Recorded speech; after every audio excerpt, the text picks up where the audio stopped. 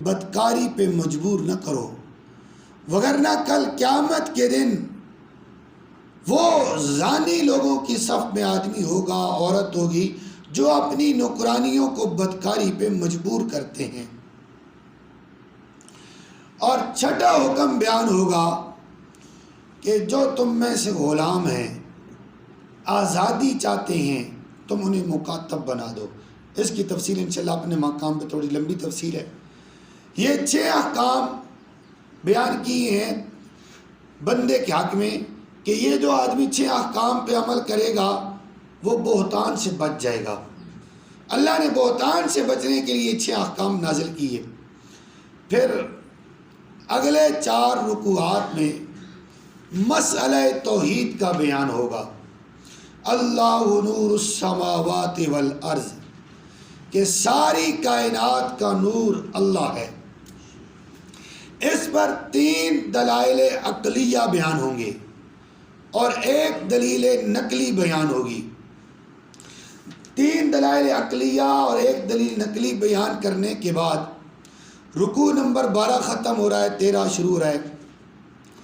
اس میں اللہ تعالیٰ منافقین اور مومنین کا تقابل بیان کریں گے کہ منافقین ہمیشہ دھوکہ دینے کے چکر میں ہوتے ہیں، بہتان لگانے کے چکر میں ہوتے ہیں، جھوٹ بولنے کے چکر میں ہوتے ہیں، اور جو مومن صحابہ کرام ہیں جو دل و جان کے ساتھ ایمان لائے ہیں وہ نور توحید پر ایمان رکھتے ہیں۔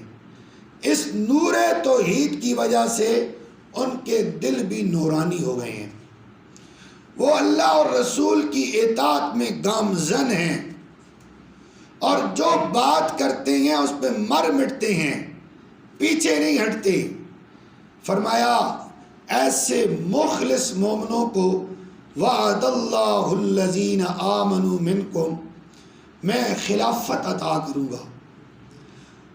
جو گھروں میں بغیر اجازت کی نہیں جاتے، جو نگاہوں کی حفاظت کرتے ہیں، جن کی عورتیں بھی نگاہوں کی حفاظت کرتی ہیں، باپردہ ہو کر گھروں سے باہر نکلتی ہیں، اور جو شریعت چاہتے ہیں، اطاعت رسول پہ گامزن ہیں، میں رب کا وعدہ ہے میں انہیں خلافت عطا کروں گا۔ اور ان کے دور خلافت میں یہ سارے احکام نافذ ہوں گے۔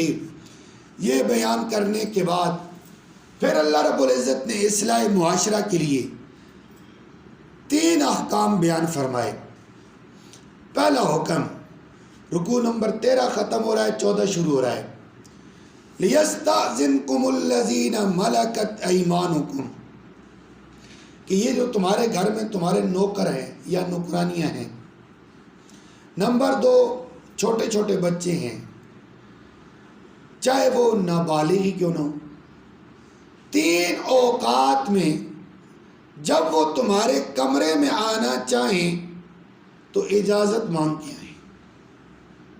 وہ 3 اوقات کون کون سے ہیں؟ کہ اپنے بچوں کو بھی سمجھا دو بھائی،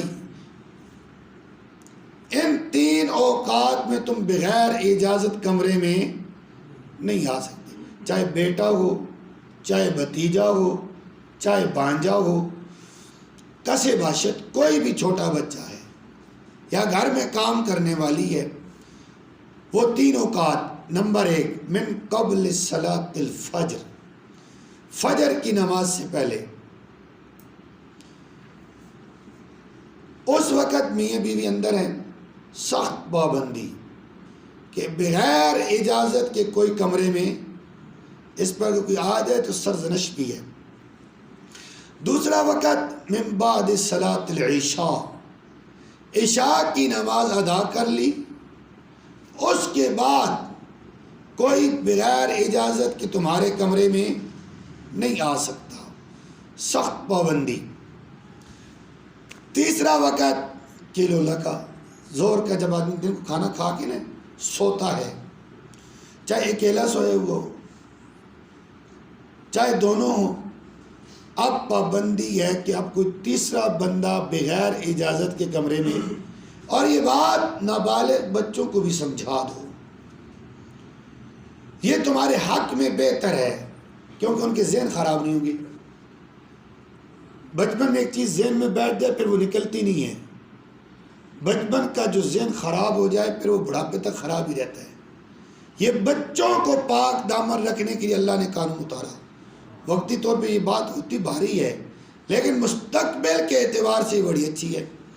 لیکن یہ قید اتفاقی ہے. اب سونے کا وقت آدمی کا کوئی اور ہو، اکثر کے اعتبار سے عشاء کے بعد سوتے ہیں، صبح سے پہلے یا زور کے وقت، اللہ نے اس کا اعتبار کیا. کوئی آدمی صبح 8 بجے سوتا ہے، رات کو ڈیوٹی کرتا ہے، تو 8 بجے پابندی لگا سکتے بھائی اب میرے کمرے میں کوئی آ سکتا نہیں ہے. یہ اللہ نے ایک اصول بیان کر دیا کہ جو تمہارے آرام کا وقت ہے، جو تم نے آرام کا وقت بنا رکھا ہے، اس وقت تمہارے کمرے میں بغیر اجازت کے کوئی آ سکتا نہیں ہے. حتیٰ کہ انشاءاللہ مسئلہ آئے گا، اگر امی ابو جاگ رہے ہیں یا بیوی کمرے میں اکیلی موجود ہے، خامد باہر سے آ رہا ہے، شریعت کہتی ہے خامد کے لیے بھی حکم یہ ہے اچانک اندر نہ جائے، زور زور سے پاؤں مار دے یا کوئی ایسی حرکت کر دے کہ بیوی کو پتہ چل جائے کہ خامد آ گیا ہے. یہ مستحب قرار دیا گیا ہے. ہو سکتا ہے خامد اندر جائے، بیوی ایسی حالت میں متنفر ہو جائے. ماں باپ کے کمرے میں جانا ہے، کوئی ایسی حرکت کر دو، دستک دے دو، پاؤں زور سے مار دو تاکہ امی ابو کو پتہ چل جائے کہ بیٹا آ رہا ہے. کسی کے ساتھ بھی یہ معاملہ کرنا ہے تو یہی حکم ہے. اور جب بچے بالغ ہو جائیں اب ان پر لازم ہے کہ امی ابو کے کمرے میں بھی اجازت مانگ کی جائے. گھر میں آئیں دستک دے کے آئیں، امی ابو کے کمرے میں جائیں استاذن، اجازت مانگ کے جائیں، امی اندر آ جاؤں، ابو اندر آ جاؤں. دوسرا حکم ہے والقواعد من النساء، کہ جو عورتیں بوڑھی ہو گئی ہیں، عمر کی انتہا کو پہنچ گئی ہیں، اگر وہ مکمل پردہ نہ بھی کریں تو کوئی حرج نہیں. اب بوڑھی ہونی ہے نا، سر زیادہ دوپٹہ رکھا ہونا ہے، فرمایا کوئی حرج نہیں ہے. اب بوڑھی کے لیے اجازت ہے، لیکن آگے کہا جائے گا وَإِن يَسْتَعْفِفْنَ خَيْرٌ لَهُنَّ، اگر سر پوری طرح ڈھانپ لے، پردے کا انتظام کرے تو یہ اس کے لیے بہت بہتر ہے. تیسرا حکم بیان ہوا. یا اللہ یہ تو اب مسئلہ یہ مل رہا ہے، سورہ نور سے یہ بات سمجھ آ رہی ہے کہ شاید دوسرا بندہ گھر میں آئی ہی نہیں. فرمایا نہیں، ایسی بات نہیں ہے. تم کسی کے کھانے کی دعوت کر سکتے ہو، اپنی بیٹھک میں اسے بٹھا سکتے ہو، صرف ہم نے یہ پابندی لگائی ہے کہ بغیر اجازت کے نہ آئے، اجازت مانگ کے آئے، تمہارے ساتھ آئے، تمہارے گھر میں بیٹھ کے وہ کھانا بھی کھا سکتا ہے، پانی بھی پی سکتا ہے، تمہارے ساتھ گپ شپ بھی کر سکتا ہے، لیکن اجازت شرط ہے، بغیر اجازت کے نہیں.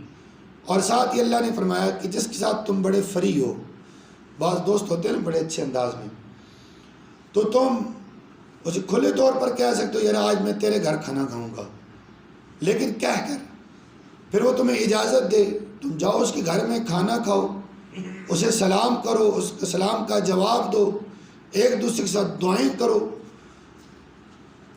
یہ بات بیان کرنے کے بعد آخری رکوع میں منافقین اور مومنین کا پھر تقابل بیان ہوگا کہ جو مومن ہیں وہ رسول اللہ کی مجلس میں بیٹھے ہوتے ہیں، انہیں کوئی گھر کا کام پڑ گیا، ذاتی کام پڑ گیا، وہ اجازت لے کے جاتے ہیں. پھر باقی مومنوں کو بھی بتایا کہ جب تم سکول کے اندر ہو، ٹیچر کے پاس، مدرسے میں ہو، استاذ کے پاس، بیوی خامد کے پاس ہو، بیٹا والد کے پاس ہو، اے چھوٹے لوگوں، جب بھی تمہیں بڑوں کی مجلس سے جانا پڑے ایسے اجازت مانگ کے جاؤ جیسے صحابہ رسول اللہ سے مانگ کے جایا کرتے تھے. یہ اللہ نے حکم سمجھایا کہ اجازت مانگ کے جانا یہ مخلص مومن کی علامت ہے. اور منافق کیا کرتے؟ آپ صلی اللہ علیہ وسلم درس دے رہے ہوتے، ادھر دیکھتے نا، ادھر سے منافق کھسک جاتا، مجلس بھاگ جاتا. حضور ادھر دیکھتے بیان کرتی، منافق ادھر سے کھسک جاتا اور باہر جا کے ہاتھ پہ ہاتھ مارتے. حضور سمجھ رہے ہیں کہ ہم بیٹھے ہیں، ہم تو باہر آ گئے. فرمایا جو چھپ کے جاتا ہے یہ منافق کی علامت ہے. ایسی علامتوں سے اپنے آپ کو بچاؤ. اگر شاگرد استاد سے چھپ کے نکل گیا، بیوی خاوند کو بتائے بغیر بازار اور دل میں خوش ہو رہی ہے کہ خاوند کو پتہ نہیں، یا میکے چلی گئی اور واپس آ گئی اور دل میں یہ ہے کہ خاوند کو پتہ نہیں. فرمایا یہ علامت کس کی ہے؟ منافقوں کی. آؤ سورہ نور تمہارے سامنے بیان کی جا رہی ہے. سورہ نور پر ایسے عمل پیرا ہو جاؤ جیسے رسول اللہ کے صحابہ ہو گئے. وہ اللہ کی نظر میں مخلص مومن قرار دیے گئے، اور جنہوں نے سورہ نور سے راہ فرار اختیار کی وہ اللہ کی نظر میں خالصتاً منافق قرار دیے گئے. انشاءاللہ سورہ نور کی تفصیل کل سے شروع کریں گے. یہ ایک تھوڑا سا خلاصہ تھا جو آپ کی خدمت میں پیش کر دیا گیا ہے. اللہ تعالیٰ عمل کی توفیق عطا فرمائے. جی